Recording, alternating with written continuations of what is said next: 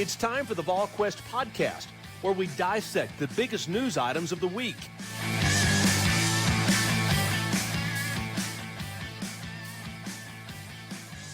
Good Tuesday, everyone. Welcome to the Volquest.com podcast presented by our good friends at Smoky Mountain Organics, East Tennessee's most trusted health and wellness store, focusing on natural products and organic remedies to a variety of ailments. That's Smoky Mountain Organics. Check them out online at SmokyMountainOrganics.com or visit one of their 4 locations, 3 in Sevier County, 1 in Knoxville, just down from West Town Mall, across from Trader Joe's. That's our good friends at Smoky Mountain Organics. With Rob Lewis and Austin Price, I'm Brent Hubbs. Glad to have you along with us on this Tuesday installment of the podcast.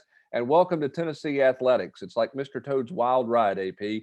You got the good, everybody's excited, and then Tennessee basketball can't get it done against Michigan. Everybody's crushed. And then you get a commitment on Monday that kind of gets everybody fired up.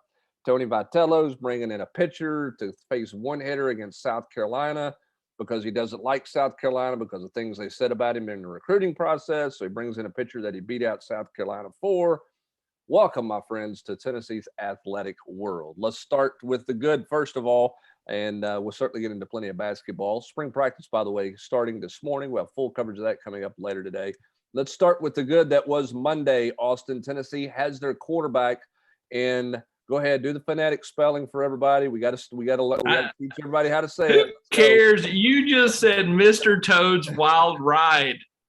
Well, that was a ride I rode last week at Disneyland. That's the whole reason why I said that. There was a method to my madness in mentioning Mr. Toad's Wild Ride. Let's start with the actual pronunciation of Nico. Let's go. Maliava. Again? Maliava. All right. So Nico is in the fold. And what is Tennessee getting besides a lot of publicity in a high-profile quarterback, Austin?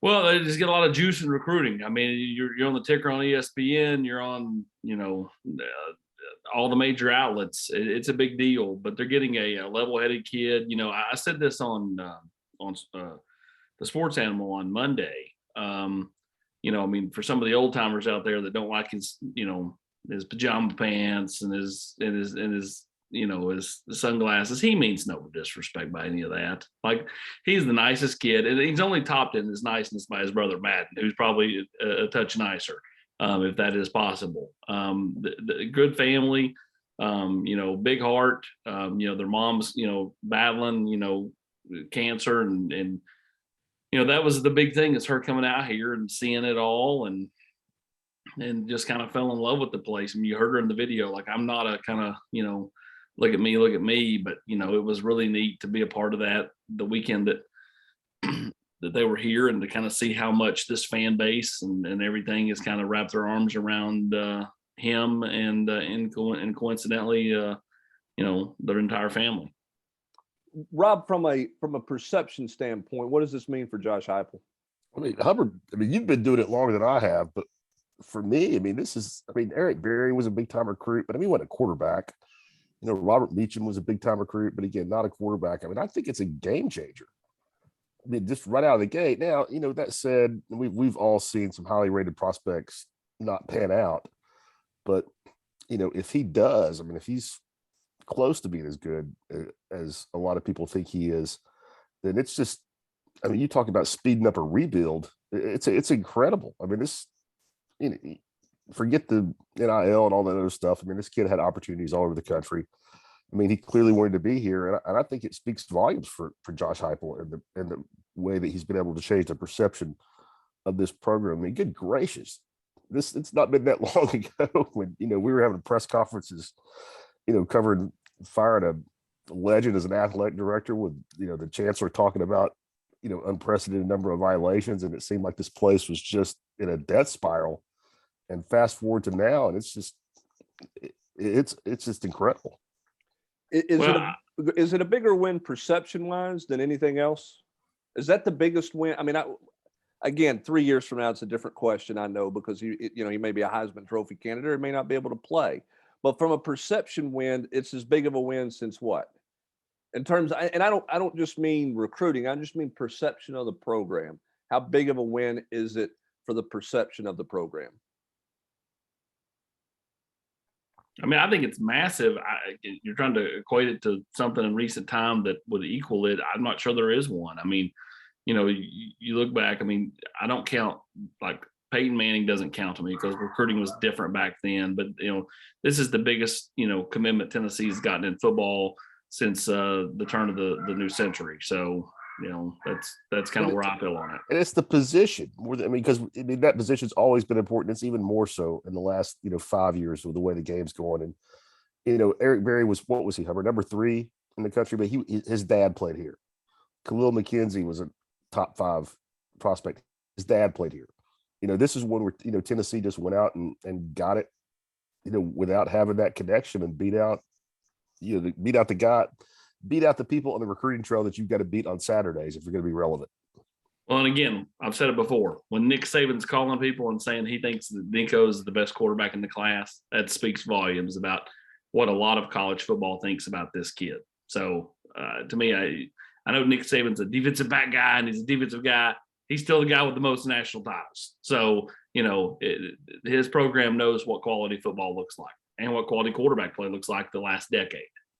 Certainly, I mean, for Tennessee in this class, they had to have a quarterback. They had to have a bell cow. They land the bell cow early, which most quarterbacks come off the board early. Austin, because Nico did do something this early, where does that put them with some of these other targets out there that Tennessee is in on? How many more will they be in on now that maybe they wouldn't have been in on, particularly on the offensive side of the ball?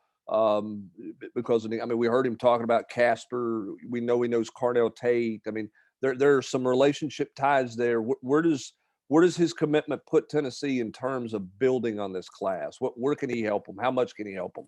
Well, I think you'll see him try to work on some offensive linemen. But you're right. I mean, I think the biggest thing is that weekend he comes back, he's going to come with Casper, with Carnell Tate. And, I think you throw Devin Hyatt in there too, because you see Carnell Tate,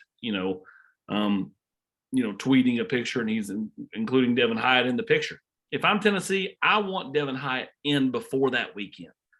Push to get that one done, and then let him and Nico, since he's his teammate at IMG, lean on and work on Carnell Tate. To me, like, there's just a lot of positives that come out of this. I think other kids, see the swag and see, kind of what Nico is, and they see that, all of a sudden Tennessee could become the cool program. That honestly, for kids and for prospects, that's what it's about. Not feeling stale, not feeling like it's 20 years ago, and feeling like it's hip and now, because that's what kids want to be. Trendy. They want to be 2 steps ahead, not 2 steps behind. And being the hip school, being the trendy school is a hard place to get to. Is. Will Nico recruit hard? I think so, yes. I think he will work it very hard for Tennessee, and I think you'll see him work it very hard when he comes to town in April. But I think he's already started. He's been talking to Casper and Tate and those guys for the last couple of weeks. Like they've known his decision for the last couple of weeks. They knew it when I was out in California, and so he was already working those kids then. So I fully expect him to go ahead and continue to work the recruiting process. All right, full transparency here, because Bassmaster Vol was talking about it on Monday. You're in California. You lied, Hubs. You lied. You're in California for legitimately, true or false, for family vacation. Booked how long ago? 100% booked well before Nico ever came on his visit to Knoxville. And when I was, I got pretty close with the family back in November because I was able to spend some time with them when they were in town. They wanted to see me when they came to town a couple of weeks ago. I went over to the hotel. That's where we did the stuff downtown, the video interview. I mentioned just being out there, and they said, "Hey, you ought to come watch Nico throw." I'm like, "I'll tell my wife. I'm sure she'll be fine with it. That means we can do a little something, then we can ride part of the trip off." And so, we go do it, and we're standing there before the workout, and I looked at Big Nick and I said, "When do you guys go back to Oregon?" And he goes, "I don't think we are." And I said, "Really?" He goes, "Yeah, I think it's done." Because we've got to kind of come home, and my wife just can't believe how great Tennessee was, and everybody's all in, so I said, well, heck, man, if that's the case. And he goes, yeah, well, let's do something right here after the workout's over. And that's how it played out. I called Brent and I said, you're not going to believe this. And ironically, I did not take my tripod, to California because, I just didn't want to lug it around. And Brent was like, once you need it, what if he wants to commit? And I said, he's not going to want to commit. And so my wife held the phone, and I had the mic. I'd always planned on miking him up for the workout from the moment that I knew I was going to go to it. But we adjusted on the fly. So incredibly fortunate, and a little bit of luck there that it just so happened to coincide with my family trip to Disneyland, which was postponed due to COVID from 2020 because Tennessee's fall break and Tennessee's bye, or Knox County fall break and Tennessee's bye week was for the first time in forever going to match up that fall, and COVID canceled that. But so we finally decided to go to Disneyland this spring. Big shout out to Catherine Price for her work behind the scenes and the production of putting this thing together, and Rob Lewis. He's a savage. Disney World pays off like nothing else, right? Disneyland. World. It's all the Disney family. It all pays off, right? Disney. Just go to Disney and good things happen, I guess. I got bad news for you though. I happened to have me picking over AP's shoulder the other night, and he's looking at like the top 10 soccer players in Japan. I think he's trying to find a field goal kicker that he's going to hit Disney Tokyo or France. I can go to Disneyland Paris. It's their 30th anniversary, Rob. Oh, goodness gracious. So there you go. There's the backstory literally on how this thing I didn't lie, and Hubs didn't lie to anybody. No, we would never do that to the judge. There was never a plan to go out there and get a commitment interview, but crazy how things work out sometimes. So Tennessee has their quarterback, and then we'll see what happens with the rest of recruiting as Tennessee gets guys on campus starting this weekend and moving forward with unofficial visits, potentially official visits as well as we go into spring practice. Tennessee to open spring practice, or they're actually in the middle of spring practice as you listen to this. We got full coverage of that coming up this afternoon and coming up throughout the rest of the week as well. We've talked a ton about spring practice, and Eric Kane had written a story about this. We were all going to do it, kind of be a part of it, but crazy things happened with all that was going on over the weekend. Who's your guy that makes a name for themselves this spring on the practice field? I don't want to say he's the next Cedric Tillman or Theo Jackson, but who's a veteran guy, Rob, that's gonna create buzz? Not a newcomer, but who's a guy who's going to create some buzz this spring in year 2 under Josh Heupel as things click for him, whether it's offensively or defensively? Just one guy. Does this guy count? Because he's played. He's played quite a bit, but he's not really had a breakout. Does Jalen Hyatt count? Is he too well known? No, because they've got a complete and utter need. Cedric Tillman had played a whole lot before. He had played some before. He had played. He just blocked. Right, but he had played. Jalen. He's never put up huge numbers, but he's played. Ever since he was a freshman. But he's a guy that I think could definitely be in line to take a big step forward. AP, who's your guy? Oh, I'm gonna flip it to the defensive side, and I think I'm gonna go with Bryson Eason or Omari Thomas on the defensive line. Thomas can't count. Thomas was a starter. You can't count Thomas from last year. Yeah, but I think he can take a huge step. Okay. Huge step. Because I think. All right, I'll give you that one, I guess. Well, because I think technically Cedric Tillman was a starter the year before for Pruitt, and just never... But that doesn't count. They also started Riley Locklear at tight end for Jeremy Pruitt as well. We're not going to count that, are we? Come on. So you're going with Bryson Eason. That's one I can get on board with because the guy's not played hardly any, and he's playing. Yeah, either him or Elijah Simmons. Okay. Yeah, we'll see if Elijah can stay focused and stay committed. I think Jalen Hyatt's going to put up big numbers. I think in part because they're so depleted in the secondary. I think all the receivers are going to put up some big numbers. I think that's the one position coming out of spring practice you have to be careful that you're not buying into some fool's gold. Not that they're not going to be good players. I don't mean that.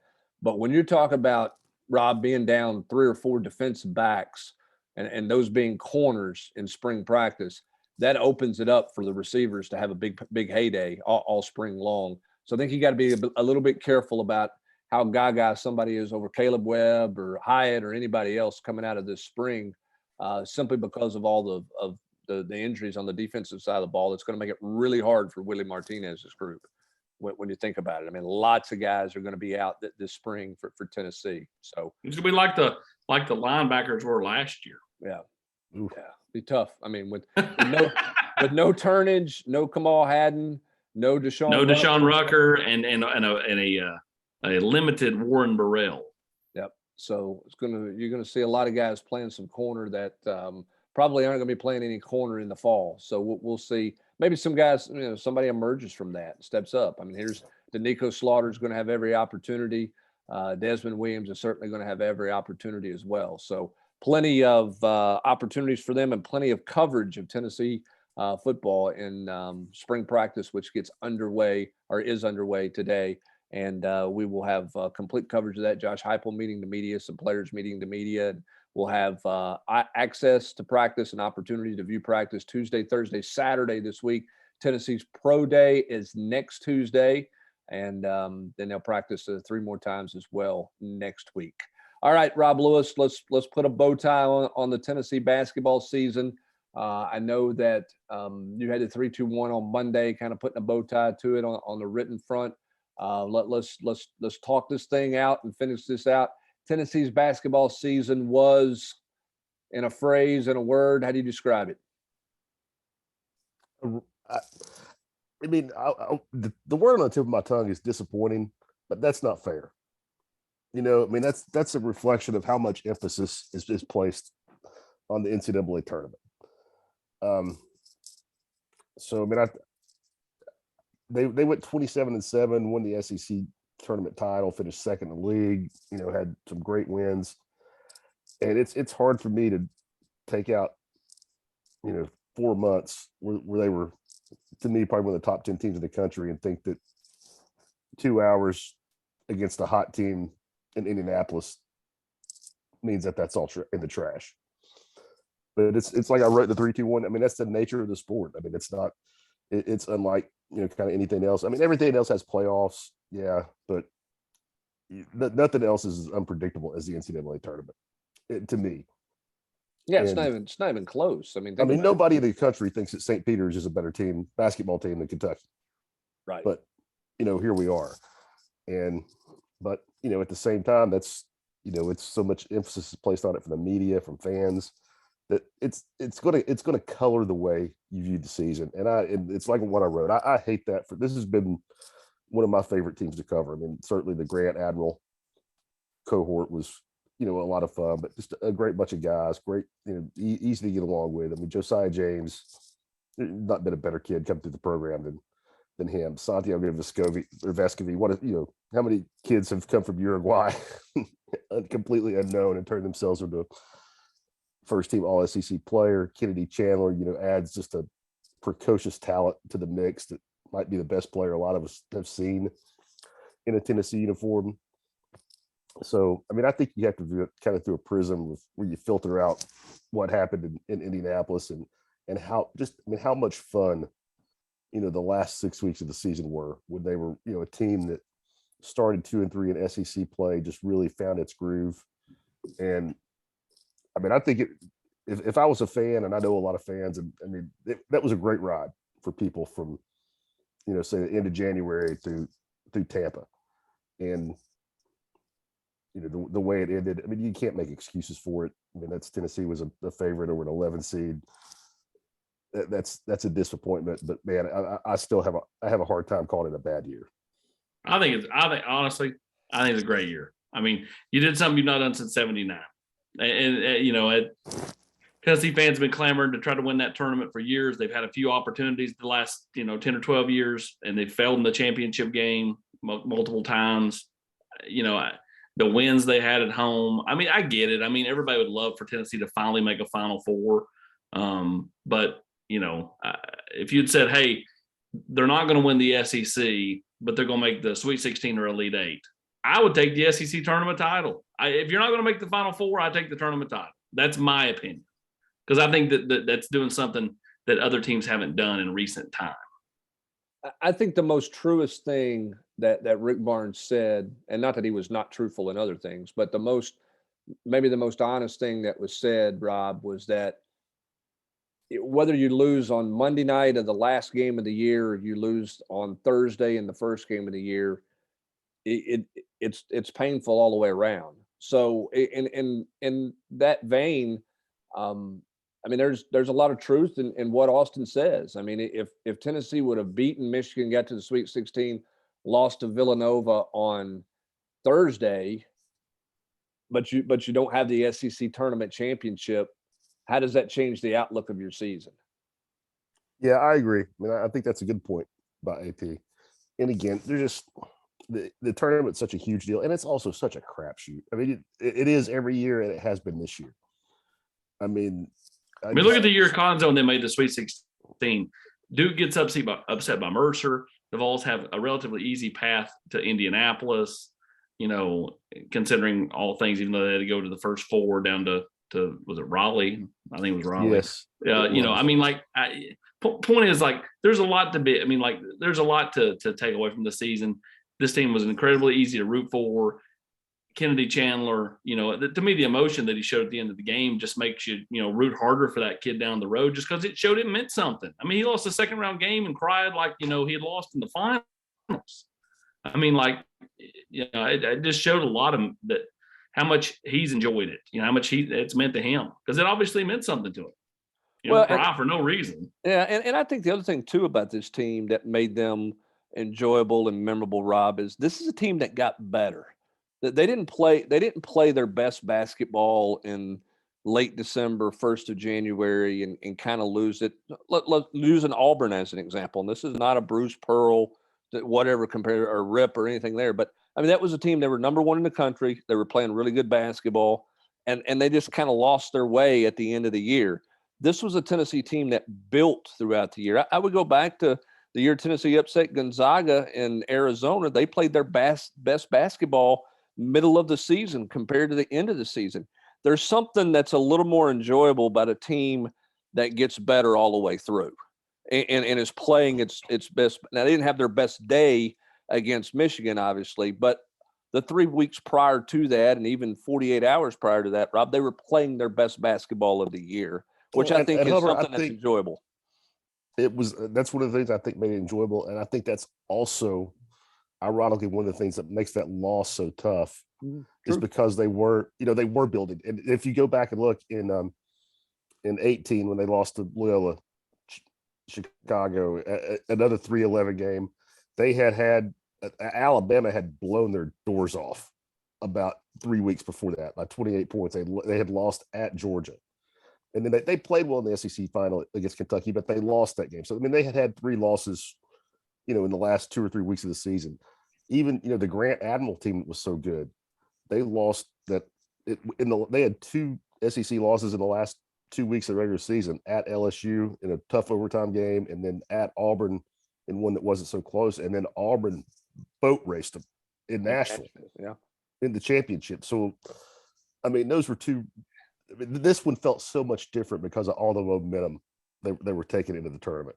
That to me, I think, that makes it sting worse. I think so, just because I think you had seen. I mean, I don't know how many times I asked Rick Barnes or a player over the past 2 weeks. Hey, do you feel like you're peaking at the right time? Do you feel like you're playing the best basketball of the year? I mean, I had a lot of notes or paragraphs and things that I've written over the past 2 or 3 weeks that had that flavor to them, as opposed to the other 2 previous teams I mentioned, that one was a 2 seed, one was a 3 seed, but neither one of them was this hot.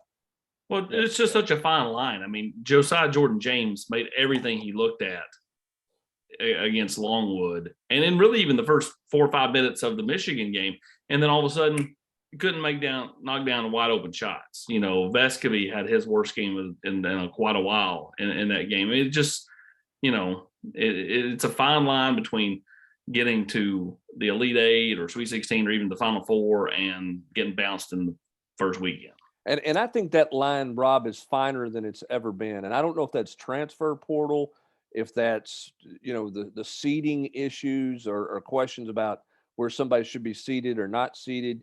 But I think when you look across the board at games, there wasn't there have not been a ton of blowouts. I mean, everybody seemingly has been in a game. We've seen a 1 seed get bounced. We've seen a 2 seed get bounced. I mean, and I mean, parity's always been there in basketball, but it seems different in this particular tournament. And I think going in, we all probably felt like there were 6 or 8 teams that could win it. But to me, this one feels different because every game seemingly for maybe 30 minutes or 35 minutes is a legitimate ball game, not just okay, they hung around to the 10-minute mark of the first half and now the talent takes over. There hasn't been a ton of games like that to me.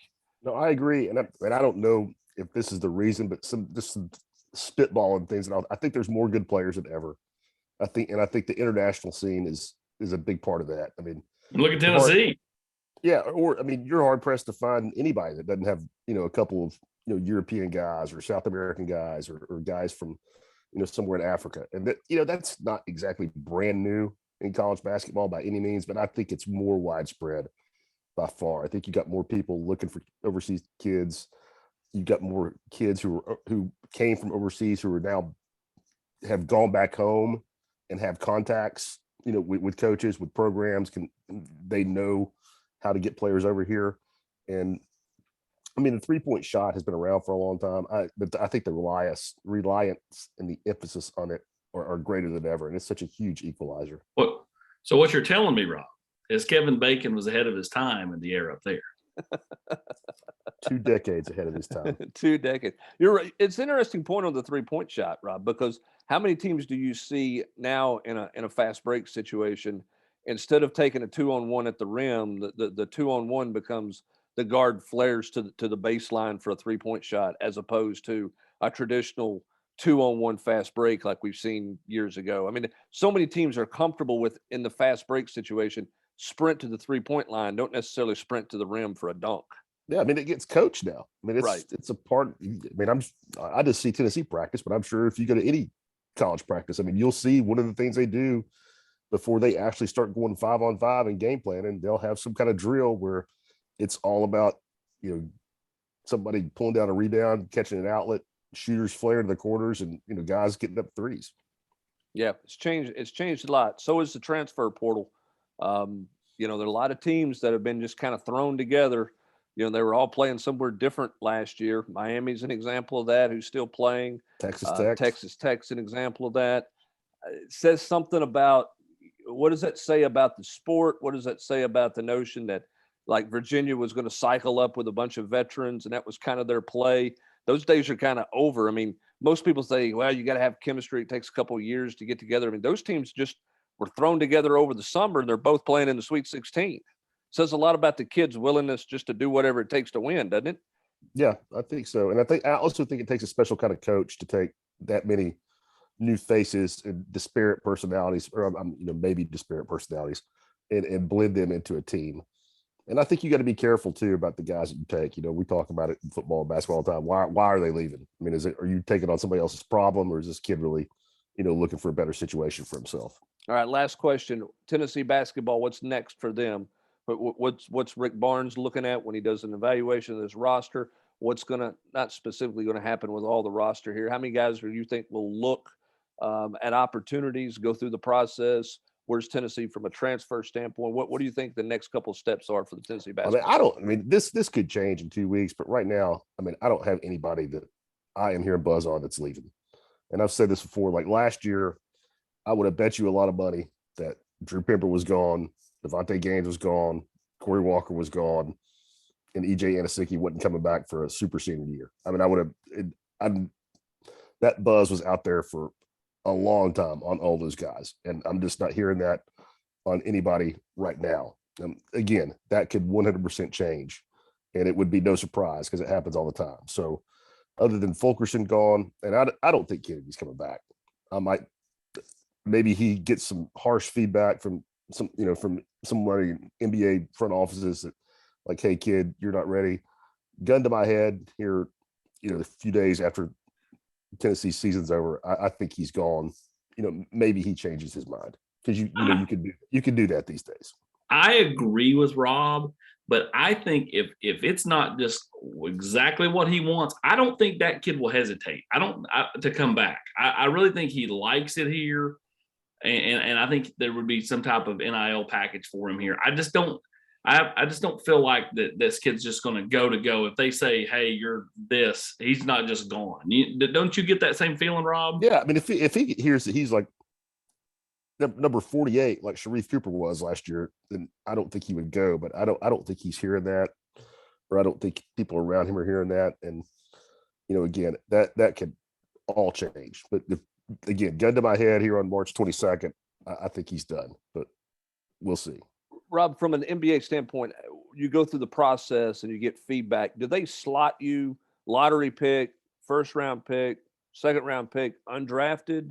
Do you know what the feedback and how specific? Yeah, I know they don't pick a team, but how specific does it get? Yeah, I don't know exactly, like if they say top 5, top 10, like how small the windows are. But yes, they do break it down, like surefire lottery first rounder, mid first rounder, and then the one that worries you into the first round, early second round, and there you don't know. I know, like when Grant went through, he got I don't know if a promise from the Celtics, but it became known that I think Grant got drafted 22nd. I mean, wherever the Celtics pick was in the early 20s, it somehow became known to him and his agent that he wasn't going past that spot. Right. And I think that's what happens more than from just some board of NBA guys. I think someone with a specific NBA team will let an agent know, hey, your kid, we've got the 25th pick, your kid's not going past that, Right. If he's there, we're taking him.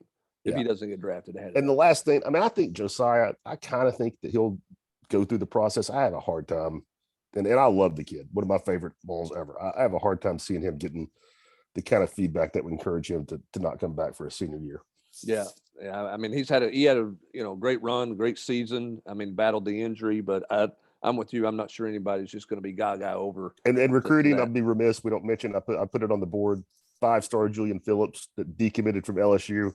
I think Tennessee's going to be knee deep in that one. I'm not saying they're getting him, but he took an official visit here. They were in his top 5. I think he really liked Tennessee a lot. Him and assistant coach Justin Gainey, good relationship with the kid and his family. I think Tennessee will be a major factor in that one. What do you make of the hires at Florida and LSU as we get out the door? Obviously the guy at Florida was a good coach at San Francisco. I mean, that's not a place with a great tradition, and he had them in the tournament and did well. But I know a little bit about he seems like a West Coast guy. I'm not sure how great of a fit he is. I think Matt McMahon is a really good hire at LSU. Would that change things with Phillips? I don't know. I kind of think that it was when there's nobody left from the previous staff. I mean, I think it's it maybe even in basketball more than football, because the numbers are so small.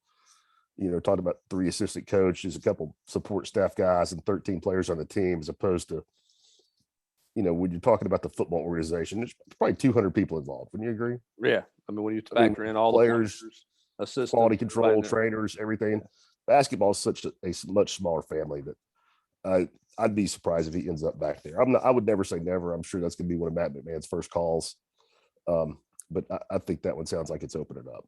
All right. We'll see what happens on the basketball front in terms of who stays, who goes. Obviously, that window is going to be a while before you get any answer there, but certainly see where Tennessee goes potentially in the transfer portal if that's a direction they go. We'll keep you up to date on all the recruiting news as well. Plenty of things going on in the hoops offseason. We'll keep you up to date on that. Spring football is here. Plenty of coverage of that. More coverage of Tennessee and recruiting as the Volunteers sending a message to everybody around the country in recruiting as they get their quarterback. The first domino in the quarterback world to fall is a Volunteer. So we'll have plenty of coverage of that. Plenty more coming up throughout the day today and the rest of the week. That's going to do it for this edition of the Volquest.com podcast presented by our good friends at Smoky Mountain Organics. For Rob Lewis and Austin Price, I'm Brett Hubbs. Thanks for joining us. Have a great rest of your Tuesday, everybody.